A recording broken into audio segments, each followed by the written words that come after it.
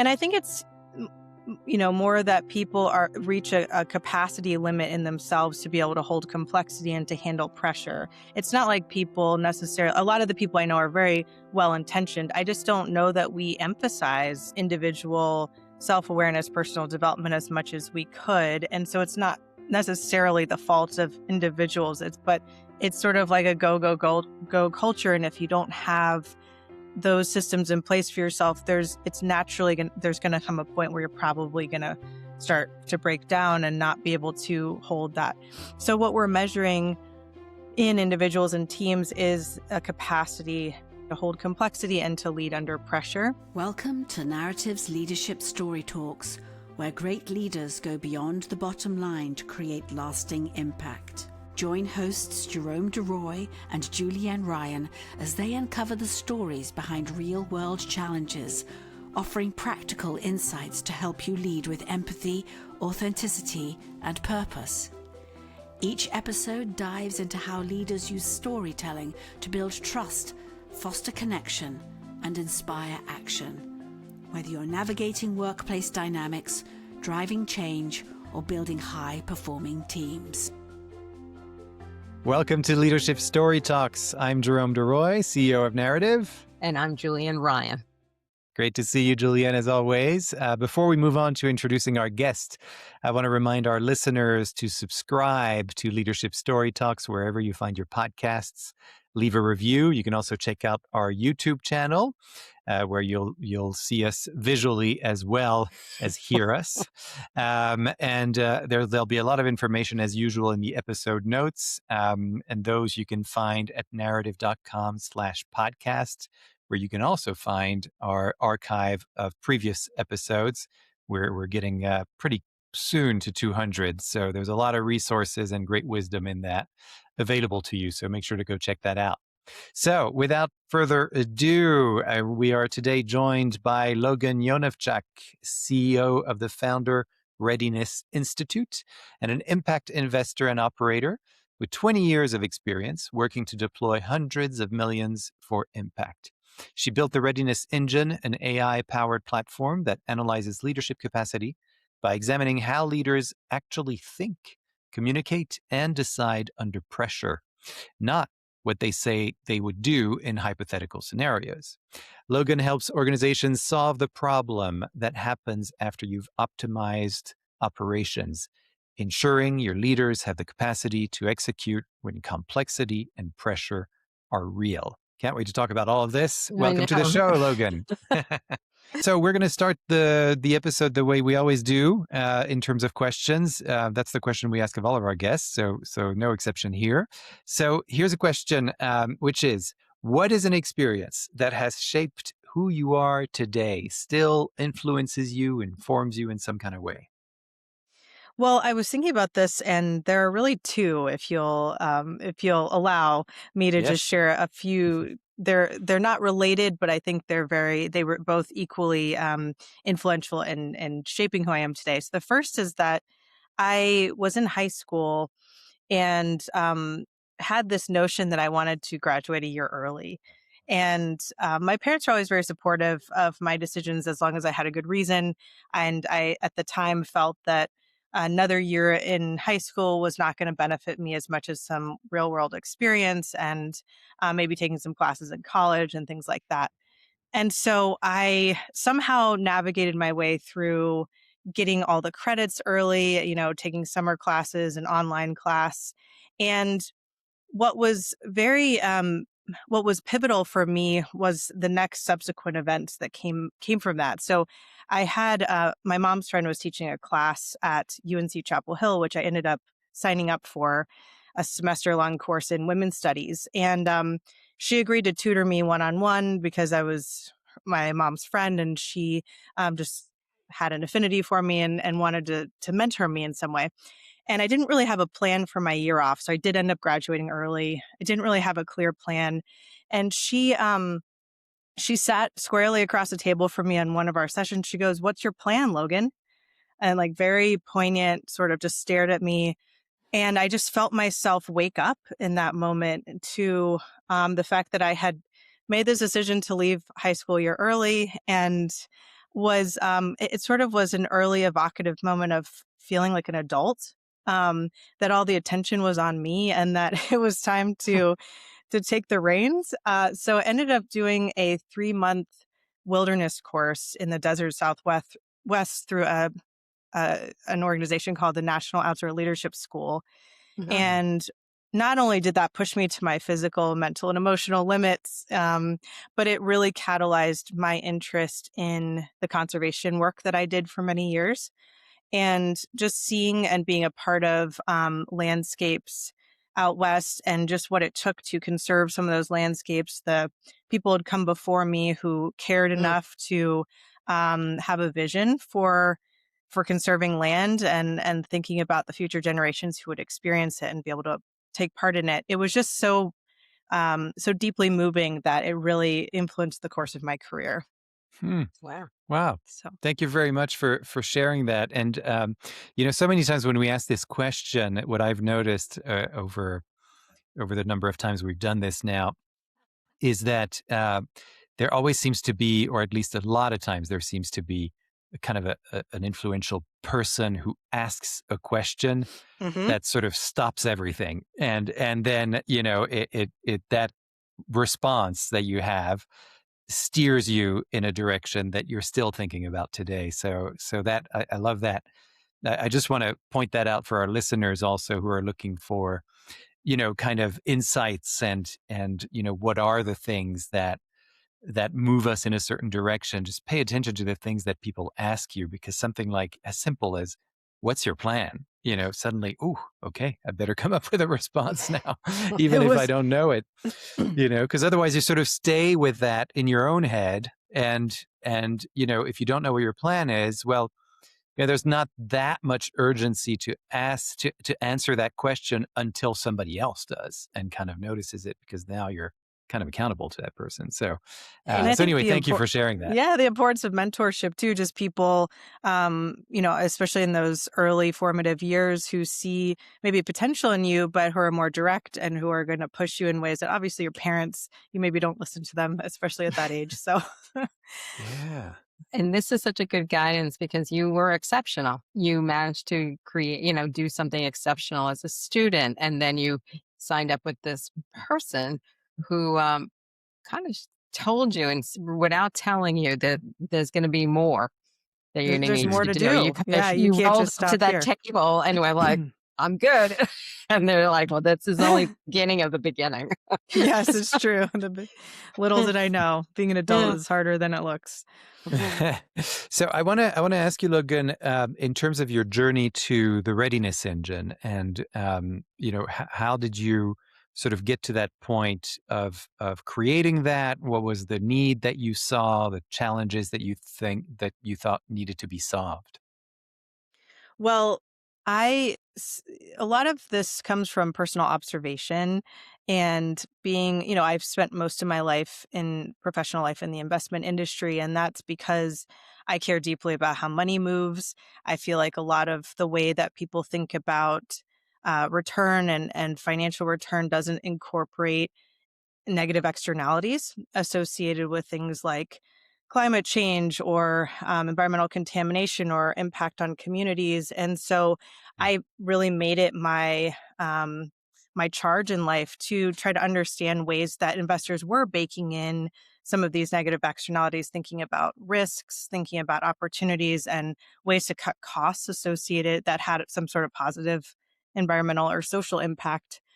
And all along the way, I've worked with some incredible people professionally. I've been in a very diverse set of, I would say, firms. I've worked in small startups and I've worked in large banks. I've worked at private equity firms. I've worked at university endowments. So certainly have come across a wide range of professionals at this point. I think something that I've observed is maybe a lack of introspection and personal introspection and self growth and growth awareness that is a little bit surprising to me.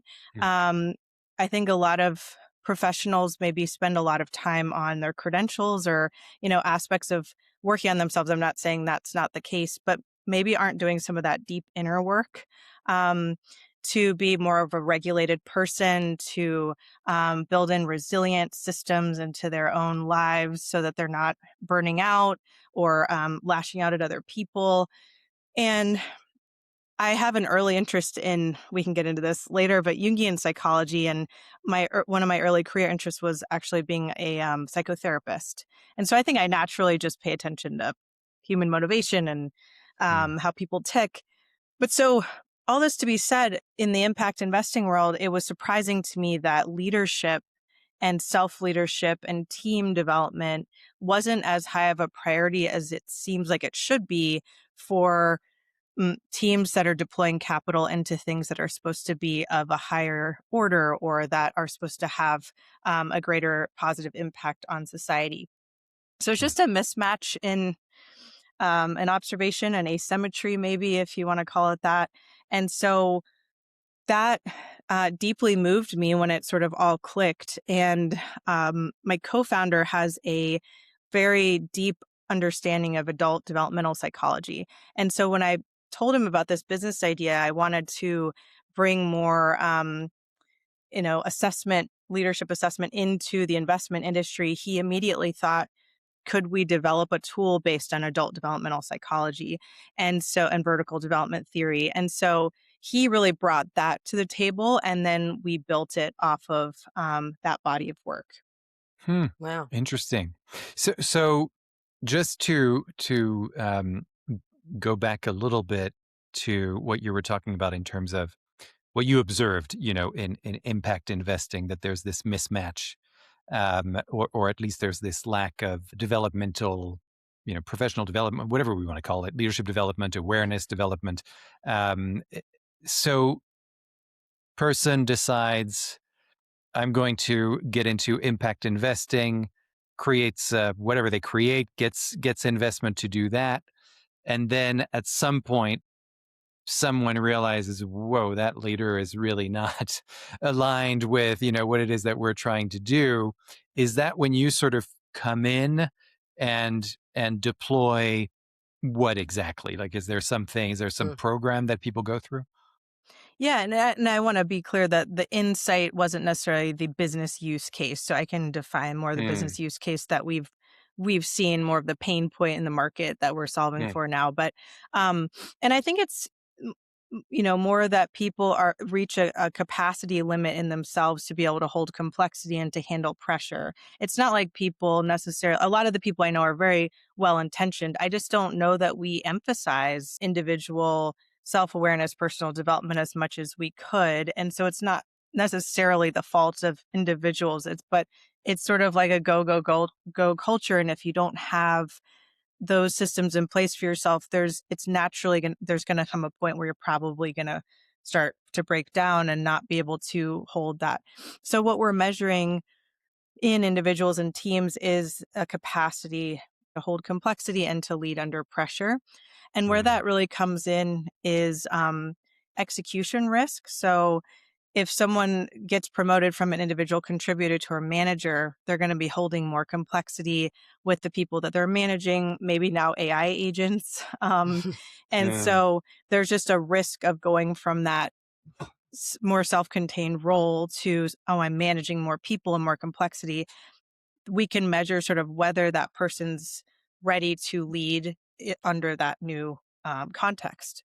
And mm, it was built originally to help startup founders and to help early stage investors evaluate whether a startup founder was ready for that pressure cooker. Um, so that was the original use case. And now we see that there's opportunity for hiring, promotional risk in the executive suite, going from this individual contributor to manager. So a number of use cases there. Yeah. Yeah. very And interesting. Yeah. this resonates with me because I work with outplaced executives now, and I see that the burnout and just what they've been recuperating from, and then the pressure spoken and unspoken that they've been living and how they've been living. And we've also built a culture where we flatlined most organizations. So we take people from individual contributor and then finally give them a big job and they haven't done anything.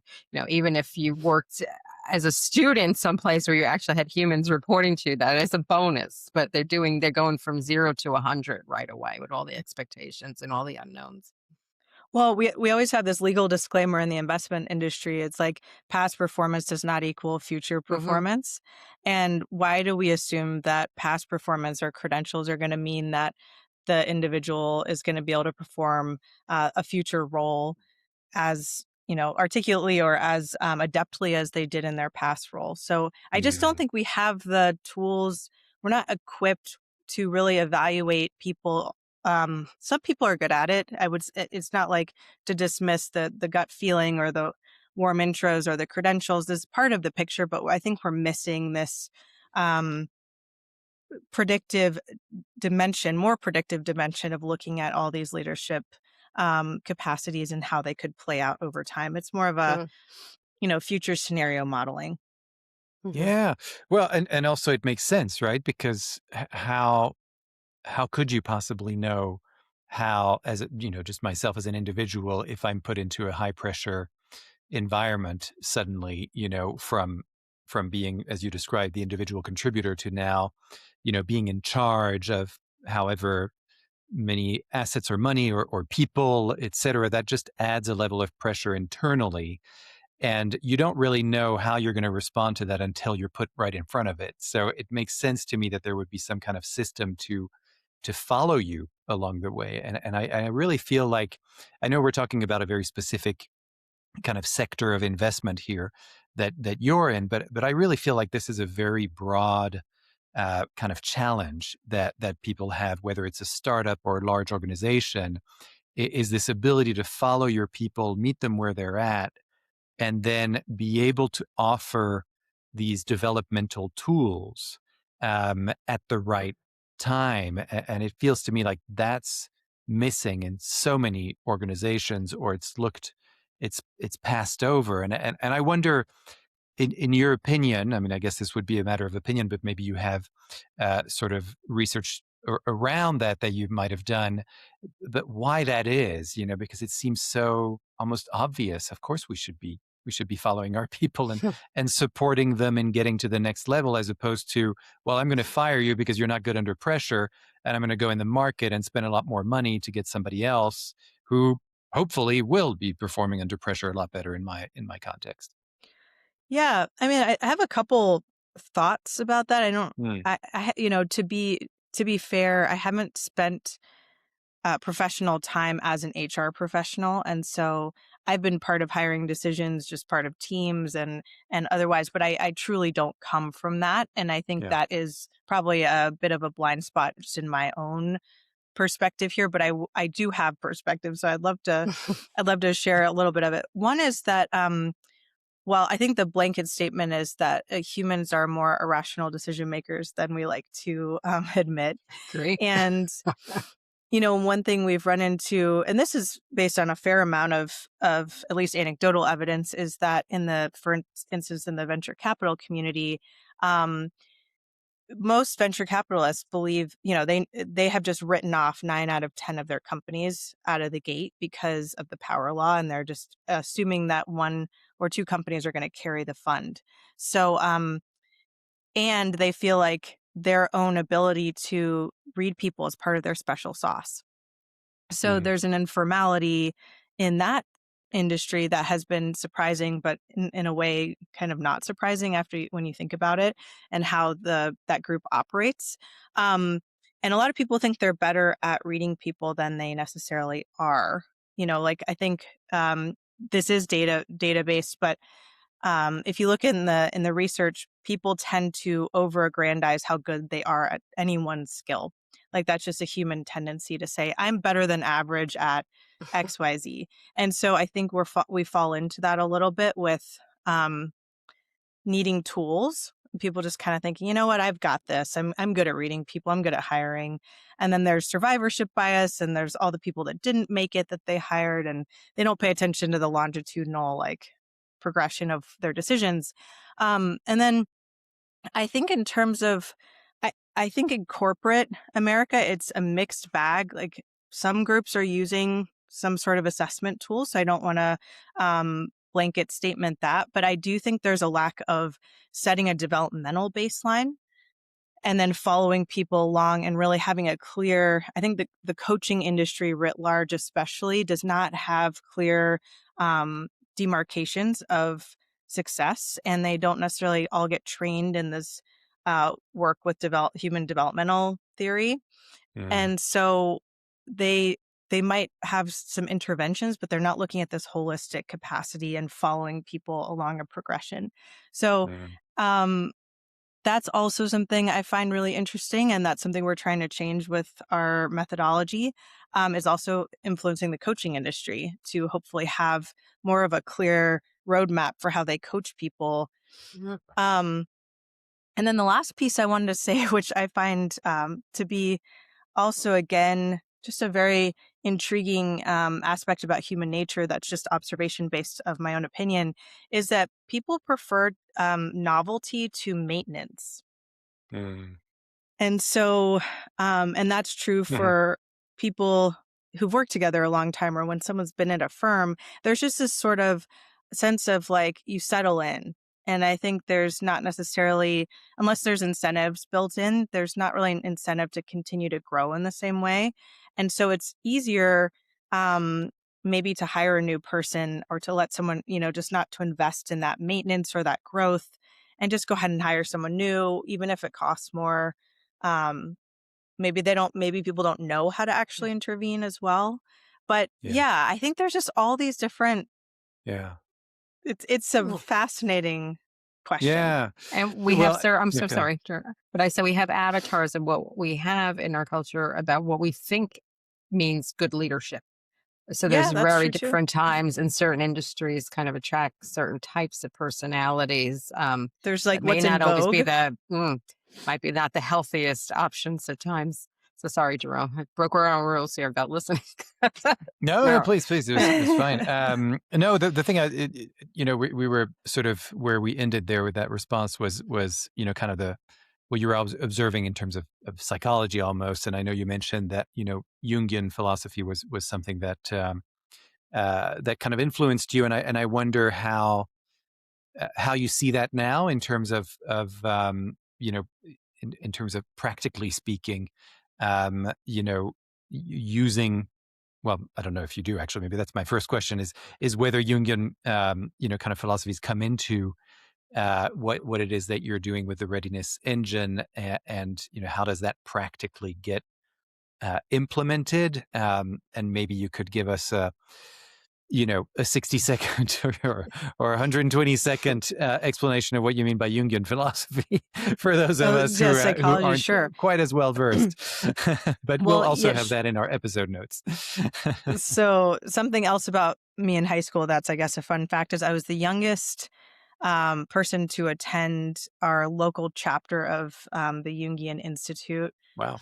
in Oh, high bravo. school. And another thing that was very moving in high school, wasn't as significant as the other story, but I had a gentleman when I was at one of the meetings say, "Do you know you're the youngest person here?" And so that made me chuckle. Yeah. But yeah, I mean, the reason Jung was so powerful to me, and has been for so many decades, is because he took observational e- evidence and turned it into a theory on how people take in information, how they make decisions, Mm, and categorize people in a way that I thought was really meaningful. I think since then there's been a lot of research and other ways of doing it. I'm not necessarily advocating for that, the Myers-Briggs as a I know there's people have different perspectives on the usefulness of that tool, and but I still think the underlying Jungian theory was really illuminating to me. And so how I think about it is, instead of getting into all the 16 types, how I think about it is it's how someone takes in information, whether they're mm, more of an intuitive type, whether they are more future oriented, big picture systems oriented, or whether they tend to be more detail and concrete, and um, whether they think about things in a more kind of this is just how it is way.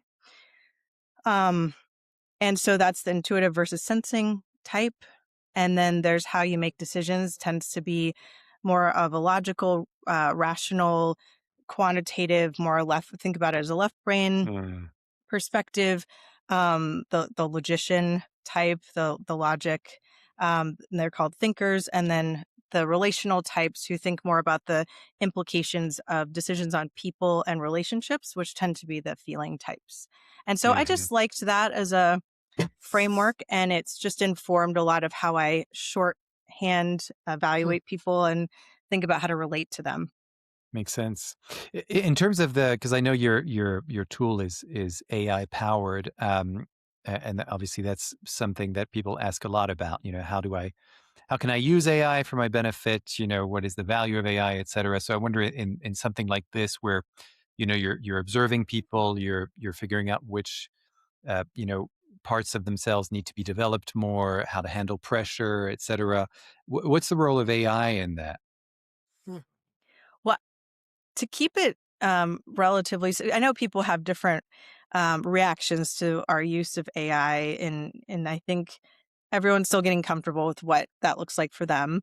Um, I've had some excited adopters, obviously, who are like, Hmm. can't wait to use the tool, and others who are more nervous about AI doing pattern recognition when it comes to people analytics. So Mm, with that being said, the things that are compelling to me is, I think I would put it in three categories. One is being able to digest higher volumes of data at a quicker speed and at a lower cost. mm, What we mean by higher volumes of data, we can do like we can process thousands of transcripts of data in a relatively short period of time, several days. Could get shorter. We're just getting started on that. And we can lower the cost as a result, relatively speaking to other assessment approaches, which can often be time consuming in the not only the evaluation, but sometimes there's like in adult developmental work specifically, which is what's underlying our approach, people have to actually hand write or hand score transcripts. mm. And so we're able to now do that with AI at a fraction of the cost and speed. So Wow. I think there's the volume play. It's hopefully, and what the implications for in my mind too, from a systems perspective, is getting more people feedback on their leadership, um, Hmm. in disseminating this tool, in a wider, in a way that people who might not have received it before, and especially at a lower cost, like socioeconomically disadvantaged communities who may not be able to afford coaching. Also, it's Mhm. something that I think, as we develop AI coaching more effectively, that can be. So there's that whole piece about just what I said about volume, quantity of data, and cost. Then to me, something that's very fascinating about what, not that humans can't do this, but I think what the AI shows us is what we call negative space analysis. So we do an analysis on someone. It tells us, okay, here's where they are developmentally on their, for instance, coachability and identity flexibility score. Um, and it'll say, here's what they didn't mention in their responses. They Interesting. didn't talk, yeah, like they didn't talk about how they relate to other people. They didn't talk about empathizing with another person in their entire transcript. They never spoke about other frameworks that they draw from in their thinking. Like it'll tell you what's not there, which I think Mm, is sometimes equally valuable, if not more valuable, than what they said. mhm. Um, That's so so, interesting. Yeah. and then the last piece that I get really excited about is, um, to some degree, removing bias. I'm not saying AI won't have some bias, and it depends on how you train it. There's a lot of caveats, but things like charisma bias, or someone being very verbose, or the halo effect. Those are not things that AI is persuaded by. And so you can train AI to dismiss or um, flag and then dismiss things that might sound like just a wordy answer. It's not going to pick up on charisma because it doesn't care. It's a transcript. And then the halo effect, it doesn't care either whether you went to Stanford and 12 VCs in the Bay Area said that you were awesome. So I think that those are, it's taking out, in theory, if you just use a unique ID and you don't even mention the person's name, you don't know their gender, you don't know their racial or ethnic background. So there's just a lot of like bias reduction potential as well. So I'll stop there, but those are, yeah.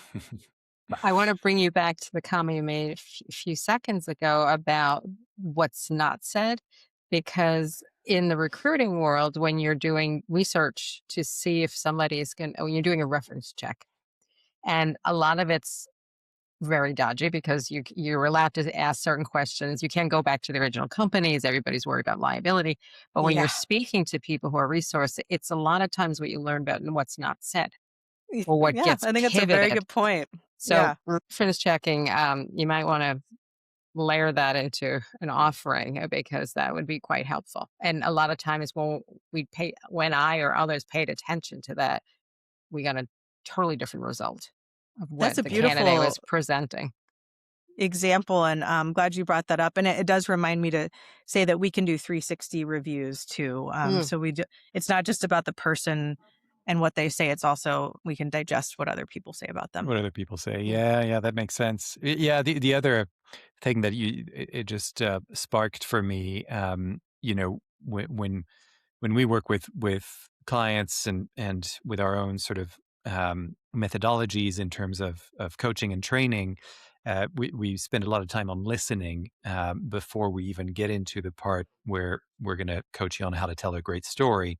And a lot of times, what we're doing is listening for what's not being said.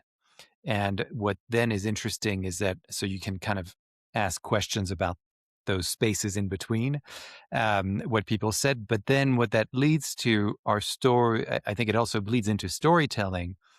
And what some of the most effective stories I've seen or heard are the ones where you can read something between the lines. It's very satisfying as a listener, as a viewer, as a reader, to as an audience member to be able to say, oh, I wonder, they said this thing, but then there's an implication of something else.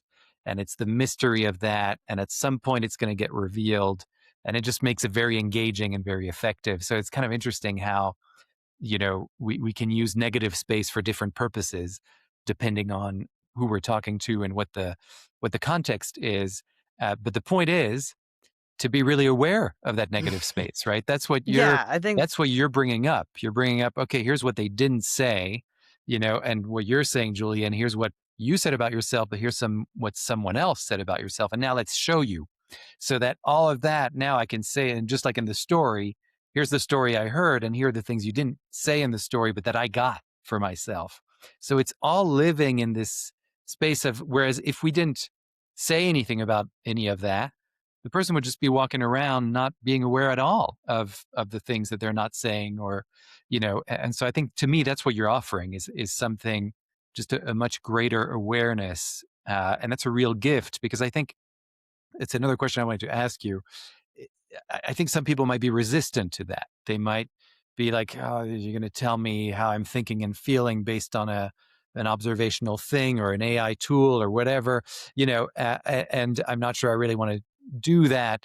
But I think if people really see the value of that extra awareness that they can gain and then build on, then it's extremely valuable to them. So maybe that's my question to you: is how do you deal with those kind of people who, because I'm sure it's happened, right? Who sort of resist the readiness engine tools. It's sort of like, well, I don't really need this. Is another one of those things that's going to analyze who I am, but you don't really know me or whatever. Well, So, there's and again, a couple of responses I have to that. One is I find it can be valuable information. If someone is that resistant, it mm, usually means that they're probably not as developed in at least the coachability and identity flexibility category that we measure, which arguably is the most important one, because if you're not open to feedback and willing to have a growth, and you don't have a growth mindset, you're probably not going to right. evolve on a variety of different planes in your life. So that defensive posture typically points to an earlier stage of development.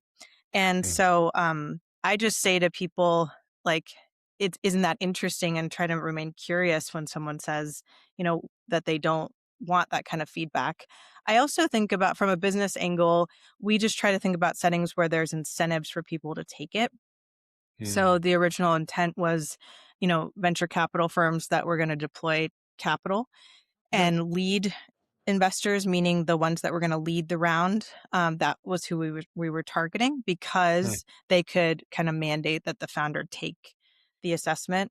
Um, and then, I think that what I would also say is that people are always judging you and making kind of assessments of you. And wouldn't you like to know at least a better proxy of what most people are thinking rather than just Right. walk around not knowing anything about what people are maybe considering of you? And wouldn't you like that information to just grow as a person? I don't know. Mm. Yeah. But Yeah. if Yeah. someone's really entrenched, I don't know what to say to them. Yeah. I Well, think that's a tough position to be in. yes, yes, and sometimes it's that something will happen. It's just more about planting that seed, Yeah, and that's been my experience. Certainly, is that there might be that initial defensiveness, but then at some point something kind of clicks for that person, and they end up being the person who's the most transformed in the room. it's And true. so yeah, it's well, that's very informative. Thanks so much. We're getting at our time here.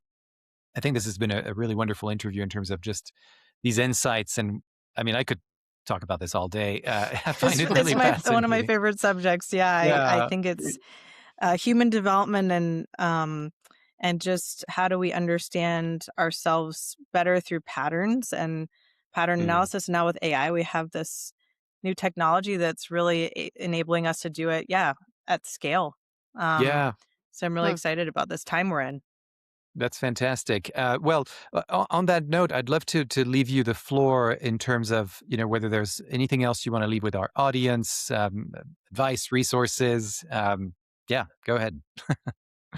Well, to me, if if you all are interested, if any listeners are interested in the basis of our theory of what we've built, it's vertical development theory and research. And so it's really interesting to just touch on some of the researchers that we've woven into our tool.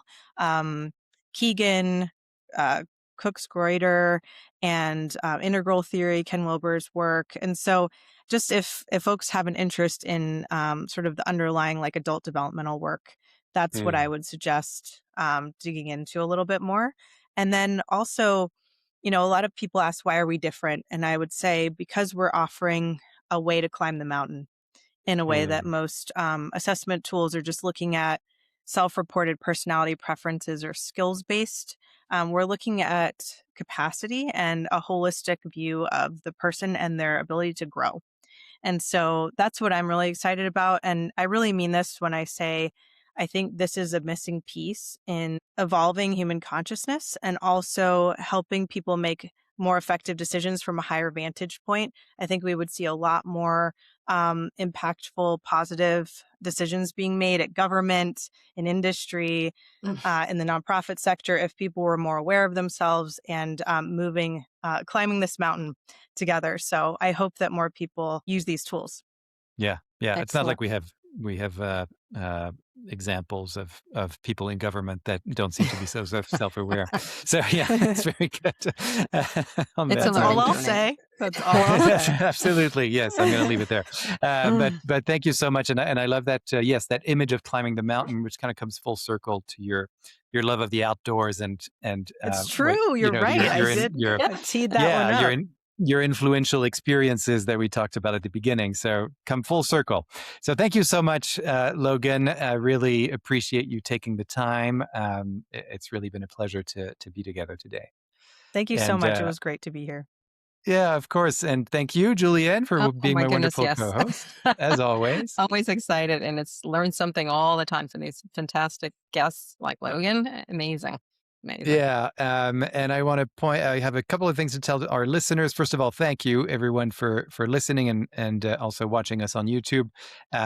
Go to the episode's notes, because that's where you'll find lots of links to some of the resources that Logan talked about, that we talked about during the interview as well.